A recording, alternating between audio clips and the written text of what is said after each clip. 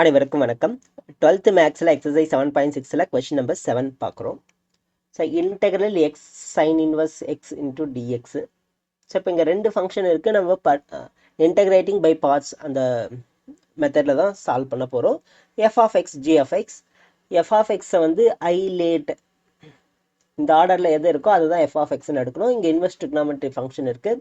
So அப்போ இதை F of X எடுத்து டைரெக்டாக போடலாம். ஆனால் நான் என்ன பண்ண போகிறேன்னா ஃபஸ்ட்டு சைன் இன்வர்ஸ் எக்ஸை டீன்னு எடுத்துக்க போகிறேன். ஏன் அப்படின்னா நமக்கு சைன் இன்வர்ஸ் எக்ஸுக்கு டேரெக்டாக இருக்குது. காஸ் இன்வர்ஸோ வந்ததுன்னா அப்போ நமக்கு டேரெக்டாக இன்டெக்ரலில் ஃபார்முலா கிடைக்காது. சரிங்களா? அதனால் என்ன பண்ணுறேன், சைன் இன்வர்ஸ் எக்ஸை ஃபஸ்ட்டு டீன்னு எடுத்துக்கிறேன். ஸோ அப்போ இதிலிருந்து நமக்கு எக்ஸோட வேல்யூ வந்து சைன் டீன்னு கிடைக்கும். ஓகேவா? இதை டிஃப்ரென்ஷியேட் பண்ணுங்க. dx is equal to dx by dt is equal to cos t. அப்போ dx ஓட value cos t into dt. So இது எல்லாத்தையும் இந்த இன்டெக்ரலில் அப்ளை பண்ண போகிறோம். இப்போ integral x sin inverse x into dx is equal to integral x ஓட value என்ன, sin t. அப்போ sin t sin inverse x ஓட வேல்யூ என்ன, t. t நான் முன்னாடி எழுதிக்கிறேன். dx ஓட வேல்யூ என்ன, cos t into dt.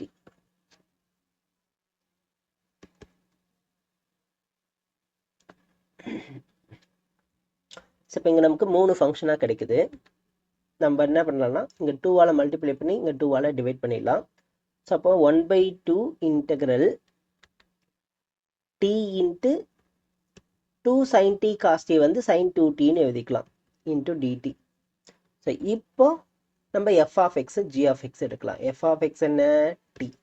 இதை டிஃப்ரென்ஷியேட் பண்ணால் என்ன வரும், 1. ஜி ஆஃப் எக்ஸ் என்ன, sin 2t. இதை இன்டகிரேட் பண்ணோம் அப்படின்னா என்ன வரும், minus cos 2t divide by 2. So இப்போ எல்லாத்தையும் அப்ளை பண்ணுறோம் அப்படின்னா இன்டகிரேட்டிங் பை பார்ட்ஸ். ஸோ இப்போ இந்த 1/2 அப்படியே எழுதிக்கலாம். இதுக்கப்புறம் இன்டகிரேட் பண்ணும்போது நமக்கு f of x into g of x வருமா. So t into minus cos 2t divide by 2 minus integral 1 into minus cos 2t. ஏற்கனவே இங்கே மைனஸ் இருக்குன்னா ப்ளஸ் எழுதிக்கிறேன். Cos 2t divide by 2 into dt plus c. So இப்போ இந்த 1/2 உள்ள multiply பண்ணோம் அப்படின்னா minus t by 4 cos 2t plus இங்கே இருக்கிற 2 வெளியே எடுத்துகிறேன். இங்கே இருக்கிற 1/2 மல்டிப்ளை பண்ணுறேன். 1/4 integral cos 2t into dt plus C.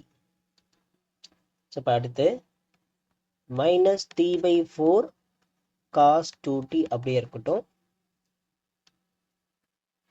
Plus 1/4 cos 2tயை integrate பண்ணோம் அப்படின்னா sine 2t divide by t 2 plus C.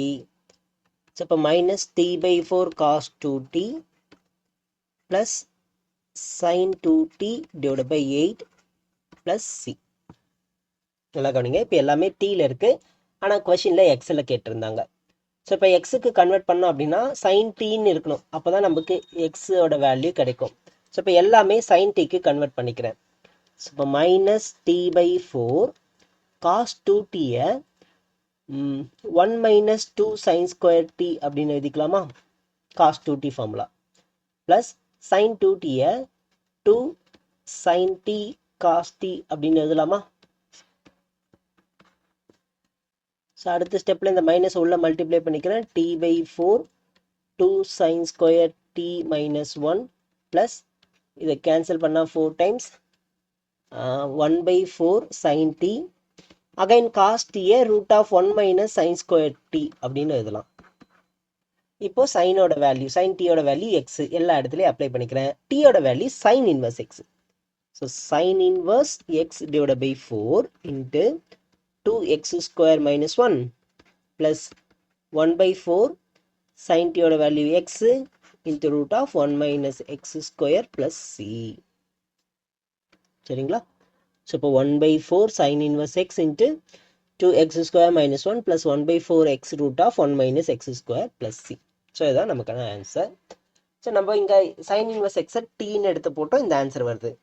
Okay, நீங்கள் டேரெக்டாக f of x is equal to sin inverse x, g of x is equal to x இப்படி எடுத்து போட்டாலும் நமக்கு டேரெக்டாக அந்த ஆன்சர் தான் ஃபைனல் ஆன்சர் தான் கிடைக்கும். Okay, thank you.